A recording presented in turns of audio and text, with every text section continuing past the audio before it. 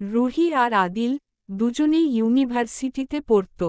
রুহি ছিল চুপচাপ বইপ্রেমী, আর আদিল ছিল মিশুক ও হাসিখুশি প্রকৃতির ছেলে। ক্লাসের প্রথম দিন থেকেই রুহির দিকে আদিলের চোখ ছিল, কিন্তু সে জানত এমন মেয়েরা সহজে কাউকে বিশ্বাস করে না। তাই আদিল সিদ্ধান্ত নেয় ধীরে ধীরে রুহির সঙ্গে বন্ধুত্ব করবে। দিন কেটে যায়, বন্ধুত্ব বাড়ে, আর একসময় রুহি তার সমস্ত ভালোবাসা দিয়ে আদিলকে ভালোবাসতে শুরু করে। রুহি ওর জীবনের সব কথা, কষ্ট, স্বপ্ন সব কিছু আদিলকে বলে। কিন্তু আদিল জানত সে শুধু টাইম পাস করছে। রুহির প্রতি তার সত্যিকারের কোনো অনুভূতি ছিল না। রুহি ধীরে ধীরে বুঝতে পারে আদিলের মনের কোথাও সে নেই। সে বারবার জিজ্ঞেস করে, তুমি কি সত্যিই আমার সঙ্গে থাকতে চাও? আদিল হাসে আর বলে, তোমাকে ছাড়া আমি কিছুই ভাবতেই পারি না। রুহি বিশ্বাস করে আদিলের মিথ্যে কথাগুলো। সে ভাবে, আমারই হয়তো ভুল। আদিল আমাকে সত্যিই ভালোবাসে।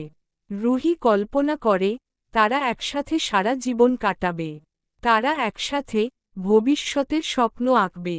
একদিন হঠাৎ আদিল দূরে সরে যায়। ফোন ধরা বন্ধ, মেসেজের উত্তর নেই। সত্যিটা তখনই রুহির সামনে আসে।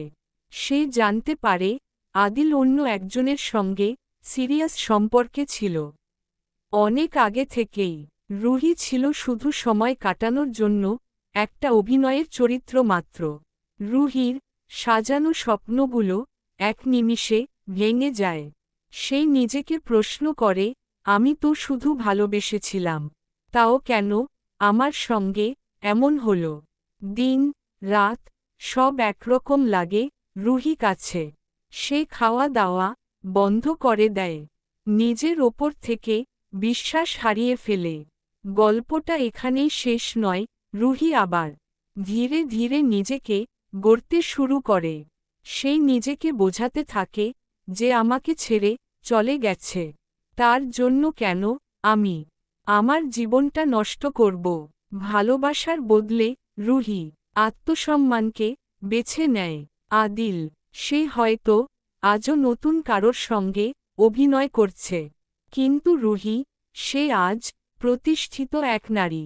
কাউকে যদি ভালো না লাগে, অভিনয় করো না, কারণ তোমার অভিনয় কারো পুরো জীবনটাই নষ্ট করে দিতে পারে।